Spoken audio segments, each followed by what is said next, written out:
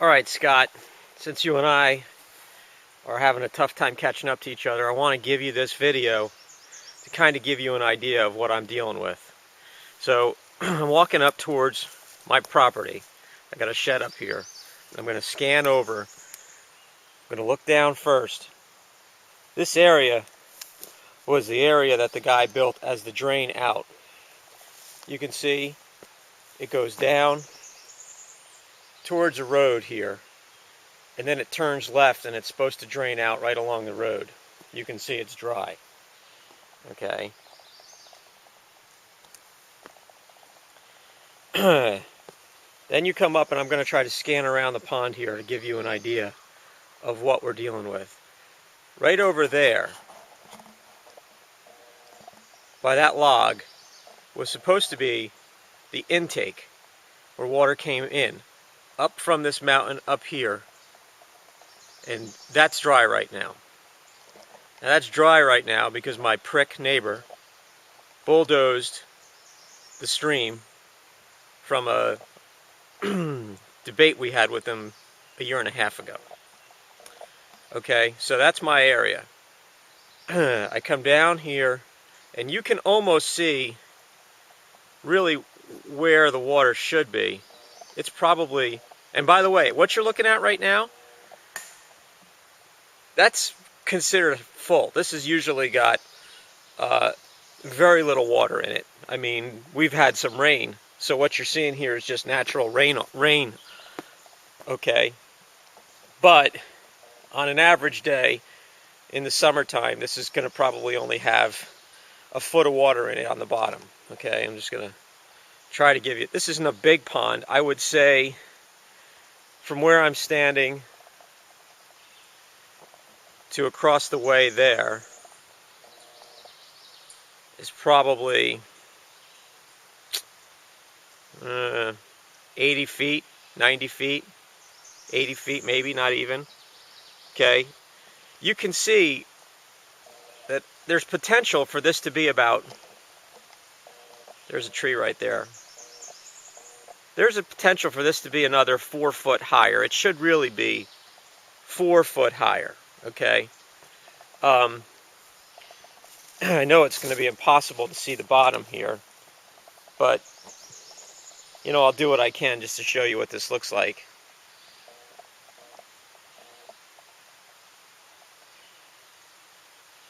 Rocks and clay. It seems kind of clayey to me. Right there, I'll zoom in on this. I don't know what that is. I bet you that's something that he did for a problem area. It almost looks like sheet metal that's been bent around what looks like maybe a root or something. I don't know. Okay.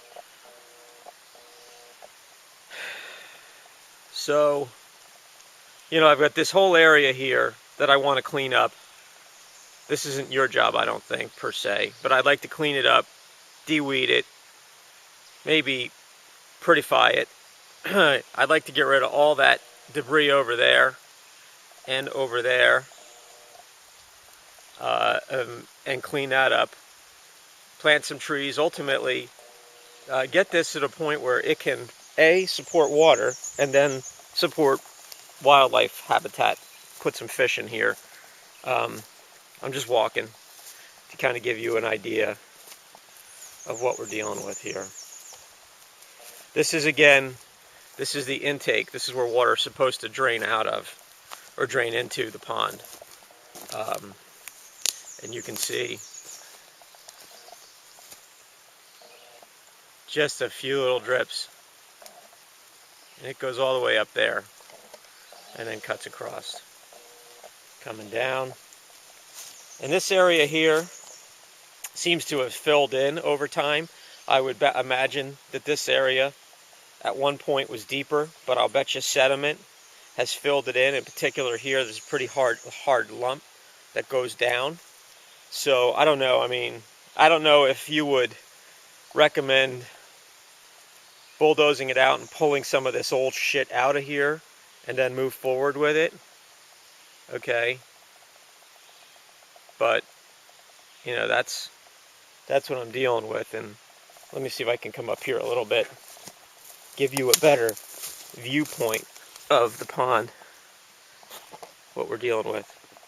There's the shed. There's the pond.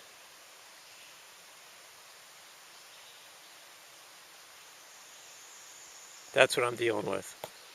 Like I said, in the summertime, this is pretty low. There's probably about a foot or less of water in this. And right now, I would say in its deepest section from the rain, there's maybe a little bit more, maybe 2 feet in the center there. But it should be, you can almost see the natural spot where it should be. Okay? You can see. It should be about 4 foot higher. Alright. So, that's what I'm staring at. And like I said, my objectives are potentially clean it out, get it to the point where it will hold water, maybe put some structure in it so that I could support some fish, maybe some rocks down there in the middle, a rock shoal.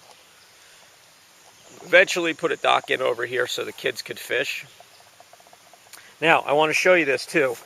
I'm going to come down here as best I can, because it is possible that we could tap into another water source if my prick neighbor wouldn't turn the water back on, which I haven't asked him to do, because he's just an asshole, and I don't want to ask him for anything.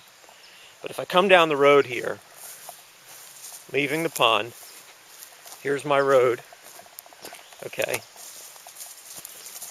and I walk up this road. I'm still, right now, the pond is right there, okay, still pond right there, pond right there. All this old debris, by the way, I'd like to get rid of. I don't know if that's something you do.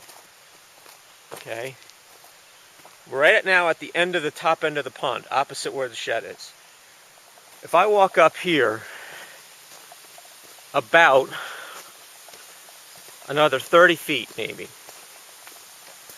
you can almost hear it. Okay, I'm over the road, and this is my property. This goes down to my cabin. There's my cabin over there, and ultimately joins another bigger brook. Okay, this is how the water should be flowing into the pond right now with the rain flow. That's what I should be getting. Okay, that though is coming in right here. Okay, and it's flowing underneath the road. Now, I don't know if there's a way to bring it down and cut it over, but this is all going down right now. We're on a downslope. You can see the shed, and make a left turn, like right there, boom, somehow, to trench down into that and to give it water. I don't know.